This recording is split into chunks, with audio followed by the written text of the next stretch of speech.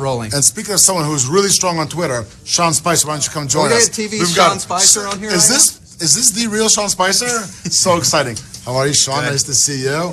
Sean Spicer is the communications director and chief strategist for the RNC. Sean, thank you for joining us. I thought there was free food or something. Straight. It's coming. It's coming. Okay, good. All kinds of snacks. It's going to be great. It's going to be wonderful. Sean, why don't you tell the viewers a little something about what it means to be at the RNC, what you do, what's your day-to-day like? Thanks. The job of the party is to really help the nominee and the whole ticket up and down win. What we fundamentally do is help pay for the ground game and the data and the digital infrastructure so that we provide the tools to the campaign to win. So we've got the largest ground game. And what that means is we train people and we pay people to go out and knock doors and say, are you with Donald Trump and the Republican ticket? Will you vote early? Will you help recruit a friend? Will you donate?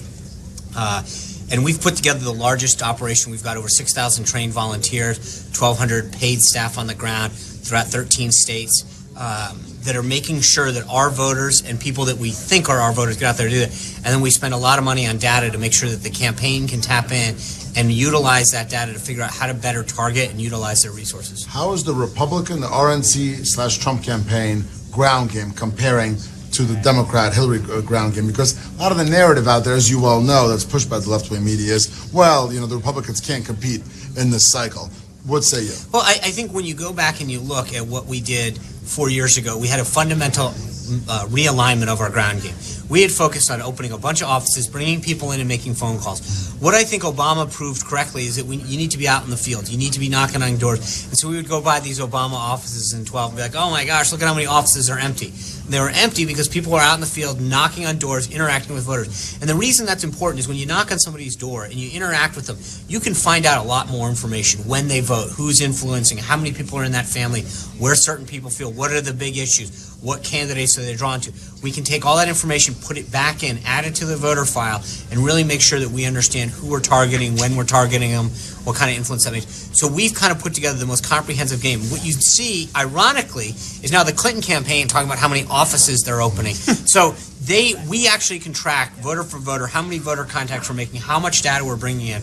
I know from the numbers that we have, because you can't lie about those metrics. Either the data's coming in when you knock on people's doors. All of those field people have an app, and they're constantly updating it with what they find out when they knock on that door. We know that we're ahead of where we've ever been before, and we definitely think we're ahead of where they are. We've seen in a state like Pennsylvania, hundreds of thousands of Democrats have now registered as Republicans. Is the ground game that you're talking about playing into some of that, where you're seeing a lot absolutely, of these folks because what we do is now we can follow up and chase those folks. We can make sure that if they've just switched parties or they've registered for a first time, we can what we call chase them. We can find out, have they voted? Do they want to vote early? Have they got other family members that have wanted to vote? Do they want to get an absentee ballot request in? And so what we can do is follow up with all those people, first-time voters. The nice thing about Republicans is that 72%. One of the nice things about Republican first-time voters is that when a Republican voter signs up and registers for the first time, they have a 72% chance of voting. That's much lower on the Democratic side. So they may go out and get 50 people to register at outside of a supermarket or a game or what have you. But the percentage of people who actually go vote is very, very low compared to our 72% conversion rate. Okay. Sean, now, it's great to talk about the numbers. The voters want to hear about it, how much better we're doing in terms of ground game, and we really are. Having been I was on 08 and 12, you guys are doing a great job at the RNC. I appreciate it. Let's have some fun. Tell us about some of the fun moments from this presidential cycle. Things that, you're looking back on now 2 weeks ago, you go, wow, that was a good time. And yeah, it was really, so the day after the debate. Everything, all the times you hung out with me, of course. Well, that's it. The day after the last debate, you walk up to the Trump Hotel for a meeting, and there's Boris's spin sign just sitting outside. That was probably one of the funnier moments, wondering what had happened after the debate. So did you pick it up? Did you bring it back with you? There was a fan of yours that probably was in the spin room. He carries that thing with him everywhere I'm sure he goes. Down Fifth Avenue. He walks down Fifth Avenue trying to get people right now. to ask him questions. So right now I think we're so focused on winning and getting more people to get part of this movement that it's going to be until after the election we sit down and digest a lot of these things and remember some of the people that you met and some of the events that happened. What are you looking for in the next 2 weeks?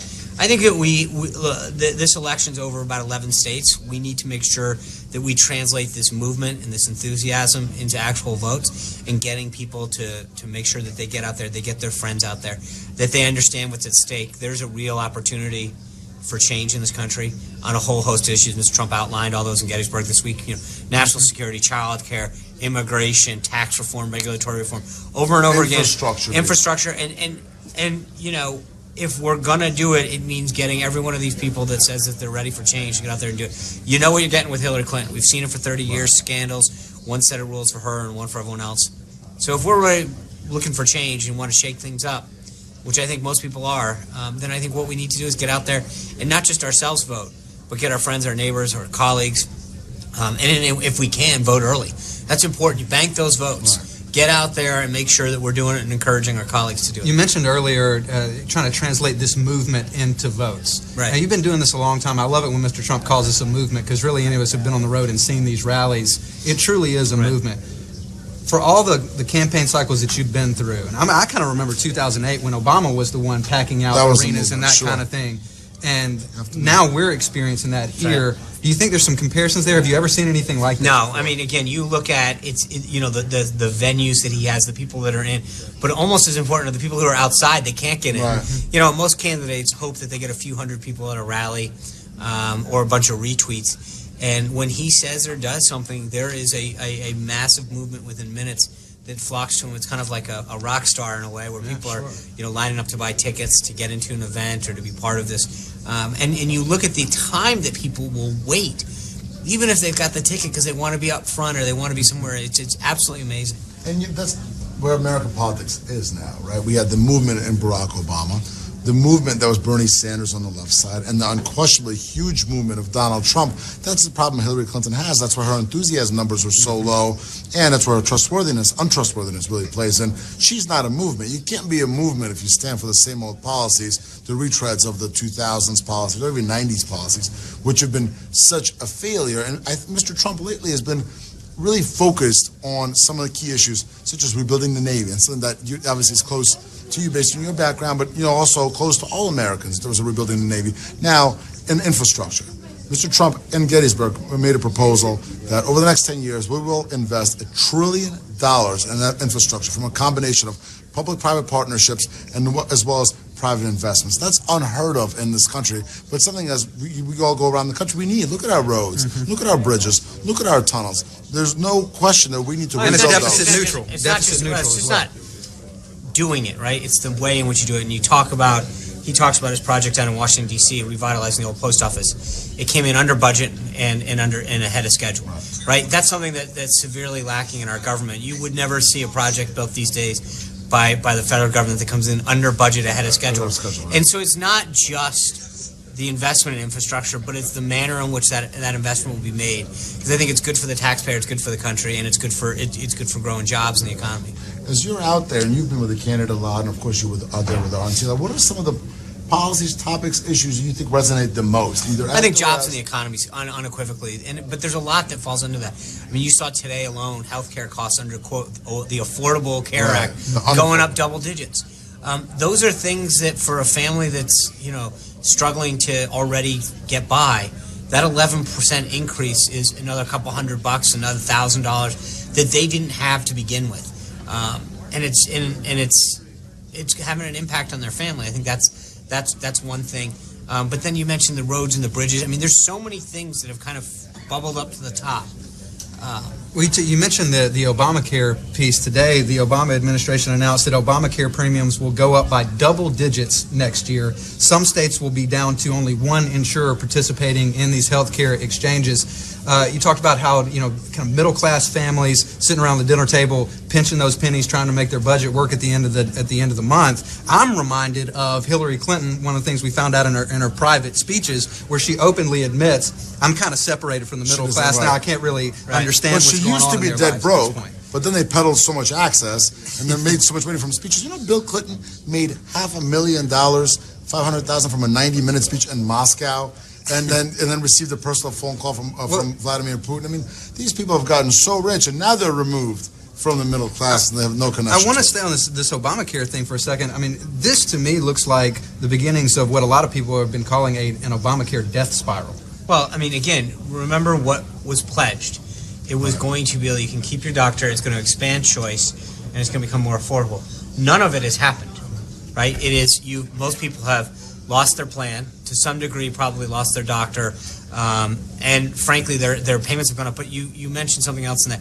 If you go state by state, you're seeing this over and over again, whether it's Aetna or Cigna or a couple of the others that are literally pulling out of states, leaving consumers with one choice. So it's actually becoming a consolidation of choice. Costs are going up. People are, doctors and practices are opting out. You still have the state lines, right? You still have the, so insurance companies don't compete across state lines. That this hasn't become a bigger topic. Believe it or not, the left, their talking point now is, well, Social Security, Medicare took a long time to work. Well, no, they've been around a long time, but they've never worked. Those policies have never worked really properly. So why would we have another entitlement that simply doesn't work, where Mr. Trump's proposal to repeal and replace with health savings accounts, with making sure there's competition across state lines, will ensure that people have the health care they need, but it's done affordably for them and for this country. So we got a few minutes left here. We're going to be leading into the Donald Trump rally down in Florida. We got a little bit more time. We'll be looking out for when he comes on stage, and we'll take you straight there. So stick with us until then. Hit that share button on your Facebook page. Make sure that other folks are tuning in as well. I want to get you guys' reaction to a Hillary Clinton quote that I saw today. Secretary Clinton said, I went to countries where people were being jailed for being political opponents, where they were exiled, where they were killed. I take this very seriously. Now, as I heard that quote, I couldn't help but think to myself, if she was really serious about that, would she not give back the tens of millions of dollars that she has received from foreign governments who have unbelievably bad records on human rights? That's what she meant by saying she went to them, is that she went to them, asked for money, got the money, and then somehow spent the money, came back, or gave a speech to represent. Look at the issue with Morocco. Morocco is a country that's a well-known $12 million human rights abuse. $12 million, not too shabby. No. Not too shabby. Again, it's over and over again. It's human rights abuses. It's the way in which some of these countries have treated women. And so, this continues to go back to this idea that the Clintons really do believe that there's a set of rules for them that they can abide by, and everyone else should live by a different set of rules. So it's not shocking, but it is amazing the hypocrisy that exists with where the money has come from and the rhetoric that they espouse on the other hand. Sean Spicer. Follow the money. That's right. Follow the money. Always follow the money. Sean, thanks so much for joining us Thanks. today. Take care. Sean, come back soon, okay? I will. Thanks. I know where you are. And there's food now. I did see some food coming around. It's around the corner. That's TV's Sean Spicer, ladies and gentlemen. That's the Sean Spicer, representing the RNC. He does have a flag inside his jacket.